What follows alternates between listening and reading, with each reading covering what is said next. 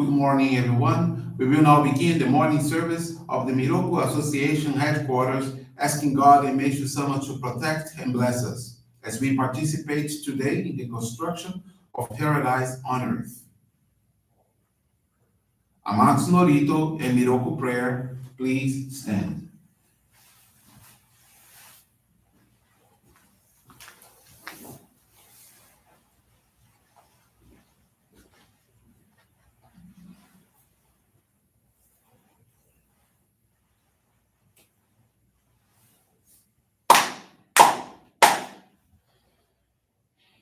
Taka amahara ni kamsumarimasu, kamurogi kamuromi no mikoto mochite, sumeni oya kamu izanagi no mikoto, tsukushi no himuka no tachi hana no odo no ahagi harani, misogi harai tamo utoki ni harimaseru, harai dono o kamitachi, moro moro no magagoto tsumike gare o, harai tamae kiyome tamae toma o sukoto no yoshi o, amatsu kami kunitsu kabi yao yorozu no kami tachi tomo ni, ame no fuchi koma no mimi furita tete,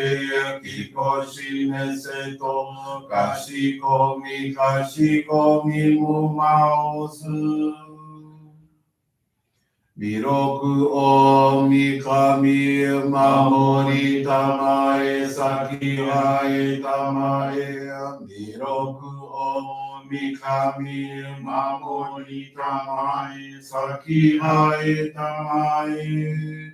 Oshie mi oyanushi no kami mamori tamae sakihae tamae. Oshie mi oyanushi no kami mamori tamae sakihae tamae.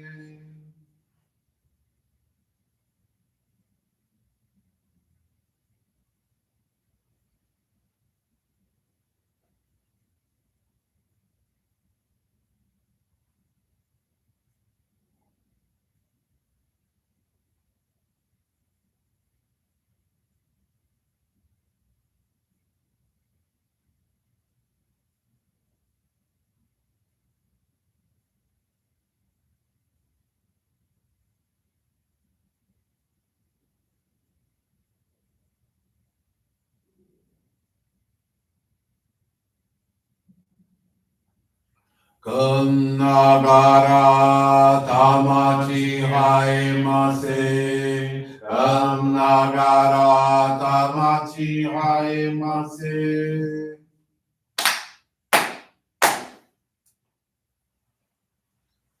Great God of light, creator and giver of all life, in accordance with your divine will, the long age of night draws to an end.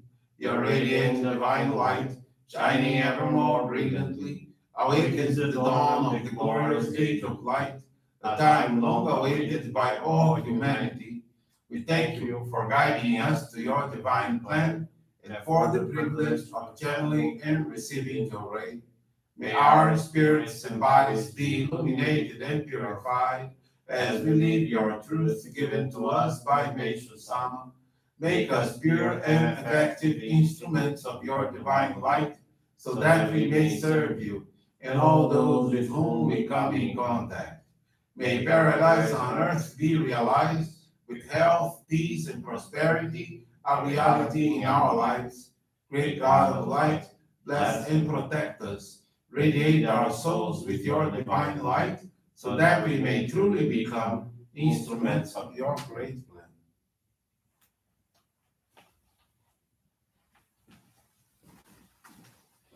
Please be seated. We will now receive group Johrei.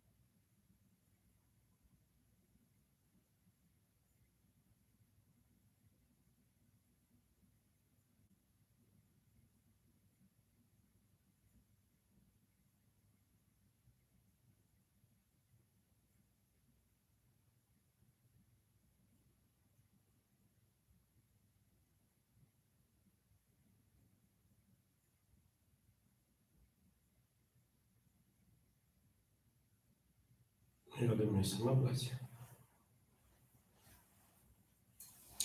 Johrei is now concluded. We will now listen to a reading from Meishu-sama's teaching.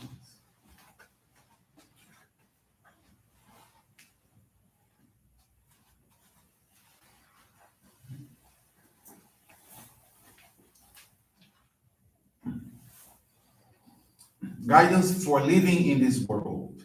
Know that in this world some things should be said, some not. Those dedicated to the spiritual path should be mindful of their words. Individuals with great spirituality radiate something warm and loving, which can be felt by everyone around them. It is most pleasant to listen to those who speak of things as they are, frankly and truthfully. The qualities that are most lacking in people today are thoughtfulness and humility. Those who serve in God's work should pay particular attention to this. There is an easy way to tell how much your spiritual awareness has grown and to what degree your spiritual body has been purified. When you find yourself shunning conflict and becoming more thoughtful and humble, and this disposition is reflected in your attitudes toward others, it is a sign that your spiritual awareness has been expanded. Herein lies the value of true faith. Those who have grown to this level will win the love and respect of others, impressing them as being living example of their faith. A truly civilized society is one in which people foster high standards of proper behavior and philanthropic ideals.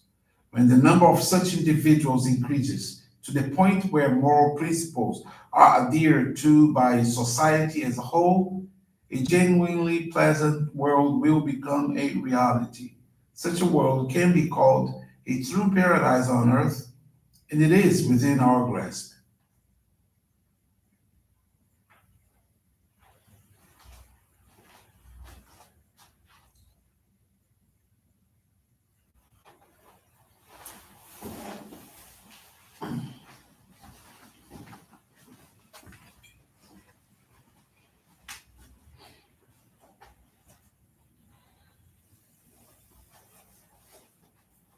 Good morning, everyone. Thank you for joining the morning service of the Miroku Association headquarters. This morning, I have the faith experience of Rosa Noe Itamikisa. She's from the Lukapa Johrei Center, Luanda, Angola. Rosa is not a member yet, and she gives service assisting the Kebana Sangetsu flower arranging activities. She was introduced to our church in 2018 through a missionary. The reasons behind her being guided were illnesses, poverty, family and marital conflicts, which last for 11 years. To solve these problems, she went to hospitals, traditional folk healers, called Kimbanda houses, and spiritism churches, where she spent a lot of money without any solution.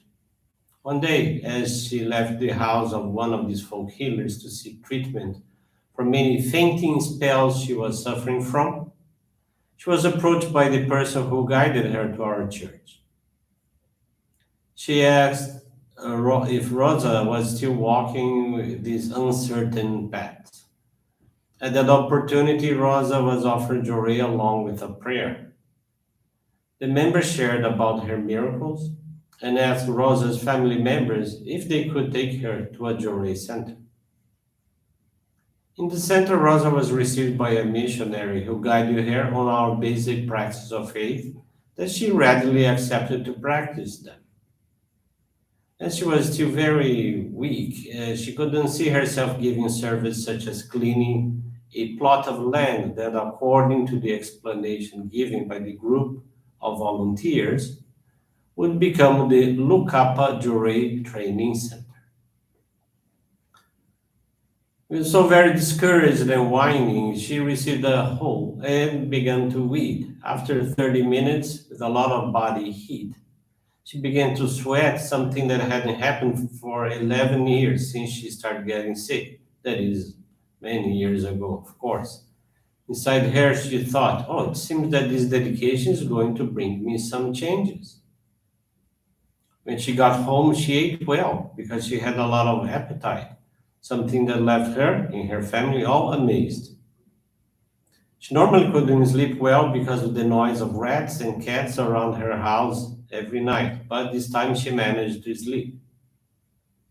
Faith experience that she would like to share is related to make a deep reflection and opening her heart to her minister. The month of August of this year, in preparation for the regional youth movement service, her center received a team of leaders from other Johrei centers in her province. Thus, they were all guided to make a deep reflection where each one received a task according to the reflection made. In compliance with the guidance she received, 15 days later, she had the following results. Rosa's husband, who used not to pay attention to her, didn't eat at home, and didn't support her expenses, now surprised her with a cash gift. She also gained permission to guide her mother, who continues attending our church. She receives a visit from one of her nephews who lives in the province of Luanda Sul and had not visited her for a long time. Her mother lived in a rental place, a situation that distressed Rosa a lot because of her age. Her nephew offered her a cash amount with which Rosa bought a house for her mother, thus leaving the burden of paying rent. Rosa expressed her gratitude for the blessings received with a donation. Rosa has guided 20 people to our church. She gives assistance to 4 homes with a total of 10 families. She has a home garden, she tithes, and makes regular donations. She has already materialized the special donation to receive the sacred focal point of Hikari, and with one more person that she had guided, they are preparing to become members soon in the next Hikari presentation ceremony. Rose is very thankful to God, Messiah, Meishu-sama, and her ancestors for allowing her to be introduced to this wonderful path of salvation. And another experience I want to share with you is from Eduardo Rogério Rodrigues. He's from the Itu Johrei Center, Brazil. Since young, he had an increase in body temperature, especially in the region of neck and shoulders, which were somewhat stiff. He always had an explosive temper, was easily irritated, which caused him a lot of trouble and hurt people. One day, his minister shared with him a Meishu-sama's teaching entitled, What is Low-Grade Fever? According to the text, the cause of anger is the slightly feverish state. The minister instructed him to daily receive an hour of Johrei and surrender to God and Meishu-sama any negative feelings, especially setbacks. Eduardo is a lawyer and building technician and worked as a construction manager in a company in the construction industry. His work environment was very conflict, which caused him to become extremely nervous and impatient. Consequently, in February 2021, this year, he left the company. In the same period, he was invited to dedicate to the renovation of the gardens of his Johrei Center, as he always liked to deal with wood and plants. He went to dedicate daily, even on weekends, when there was help from other volunteers. This dedication was extended with the construction of a bed for the home garden, in addition to renovation and painting of the property. After 4 months, he was still looking for a job, but he was not successful in the selection process. He started to worry about his professional future. He was sometimes anxious and irritated, even with the dedication he was making. There were days when he wanted to give up everything, feeling like not going to church, but there was a problem in the works and he was called to solve it. The minister called him to visit the center to receive Johrei, guided him to attend our daily services, and shared faith experiences that were related to his purification, which motivated him a lot. Through the constant practice of serving others and Johrei, he became calmer and didn't get irritated with people and with everyday situations. Even his family recognized his change and made comments that he was more relaxed, patient, and less anxious. His body temperature dropped, and his shoulders became less rigid. After the monthly appreciation service in July, he went to the altar with his minister to express gratitude and report the conclusion of dedications in the remodeling work of the Johrei Center. The center, renovated and painted, had a different look: a Japanese garden, waterfall, and vegetable garden. The next day, he purified with discomfort, body aches, and diarrhea. And after 2 days, 2 days later, he received three job offers. He was hired in one of them, working in the human resources sector at a public hospital in his city. There, he needs to exercise tolerance and patience, as he deals daily with complaints and administrative problems. Eduardo takes small minibunas to the workplace and channels Johrei to his co-workers. The dedications in the Johrei Center remodeling have allowed him to successfully fulfill his mission in his new job. Eduardo is very grateful to God, Meishu-sama, and his ancestors for allowing him to make this change in his life, making him a more tolerant, empathetic, and truly spiritual person. His goal is to progress ever more as a human being and as a missionary in the work of making a paradise on earth real. Thank you very much for attending the service, for listening to these faith experiences. I wish a very wonderful day. Thank you very much.